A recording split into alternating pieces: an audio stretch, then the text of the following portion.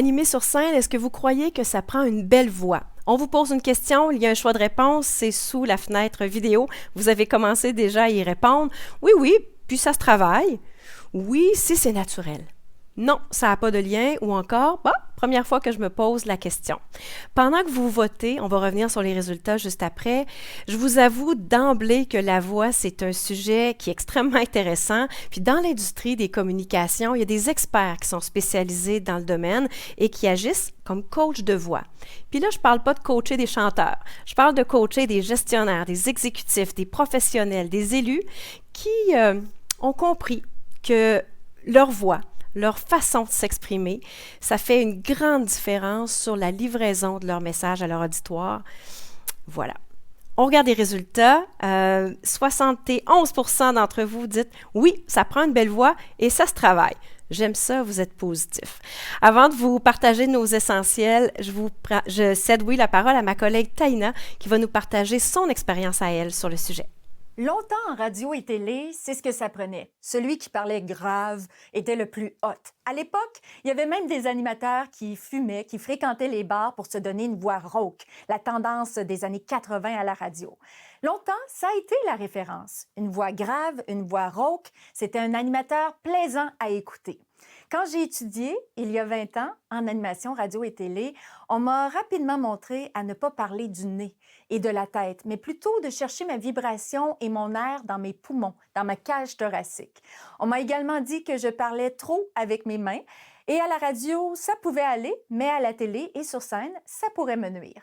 Alors, j'ai le goût de vous donner un petit exemple ici. Et d'ailleurs, même si je me concentre, j'ai de la difficulté à retrouver mon intonation avec laquelle je parlais du nez. Bonjour, bienvenue au colloque des gestionnaires. Et si on pense plutôt avec les poumons, la cage thoracique, bonjour, bienvenue au colloque des gestionnaires. Ainsi, on évite aussi le besoin de crier pour se faire entendre. On comprend comment projeter depuis une voix qui provient de notre thorax dégage une certaine assurance, une conviction, une douceur même. Ça demande beaucoup de pratique pour développer ce réflexe et je vous avoue qu'au début, j'avais l'impression de ne pas être nécessairement moi-même ou de jouer un rôle. Et puis un jour, ça devient un peu plus naturel, c'est stable et on se sent soi-même. Et on va se le dire, parler avec nos poumons, c'est beaucoup moins épuisant, tant pour nous que pour les gens qui nous écoutent. Bien qu'une voix agréable soit un atout, ce n'est pas suffisant. Ça prend aussi une élocution, une articulation, de la clarté dans nos propos, une belle diction. La gestuelle qui est bien calibrée pour ne pas étourdir les gens autour de nous, ne pas trop bouger, ne pas nuire à nos propos avec du non-verbal contradictoire, une bonne maîtrise de la communication non-verbale. Ce que j'ai envie de partager avec vous, les compétences relationnelles, la capacité à capter l'attention, l'adaptabilité envers le public sont des qualités tout aussi importantes.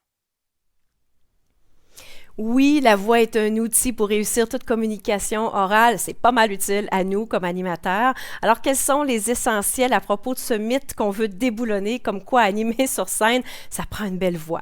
Il y en a quelques-uns, puis dans ce webinaire, on a choisi de vous en présenter 3. Les voici. Les nuances de la voix, la clarté du message et la pratique à voix haute. On va débuter par les nuances de la voix.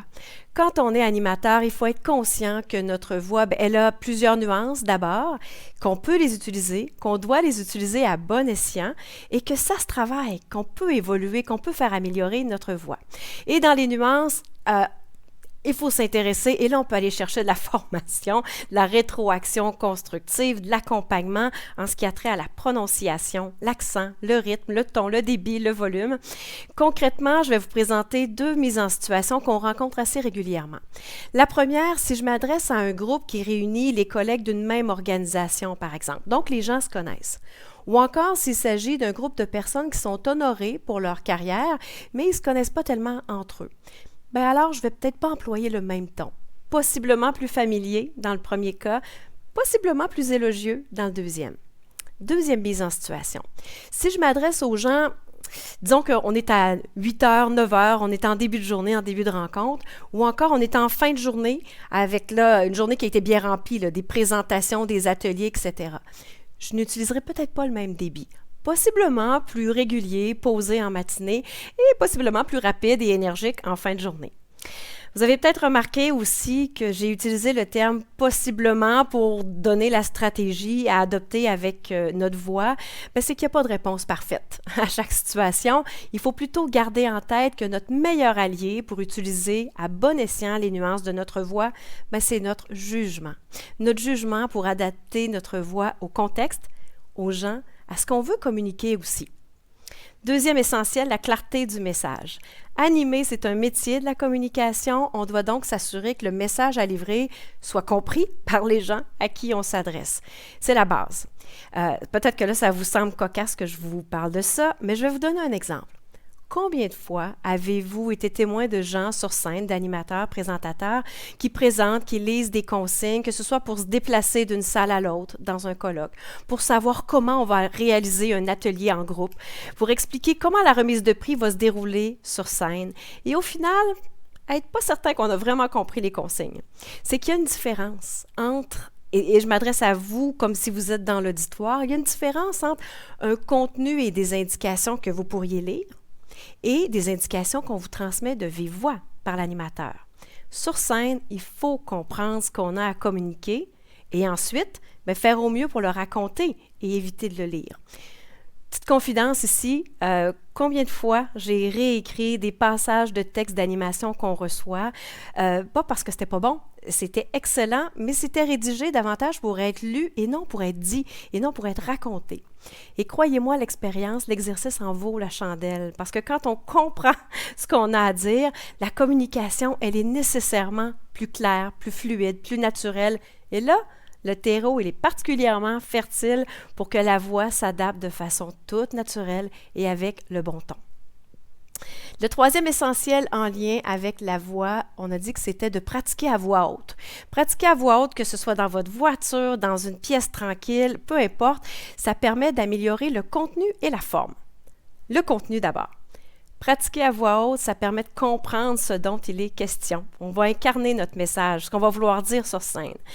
Ensuite, c'est sûr qu'on veut se donner du temps pour être capable de demander des précisions, réviser le texte si on a besoin, changer les mots sur lesquels on s'accroche, ça arrive.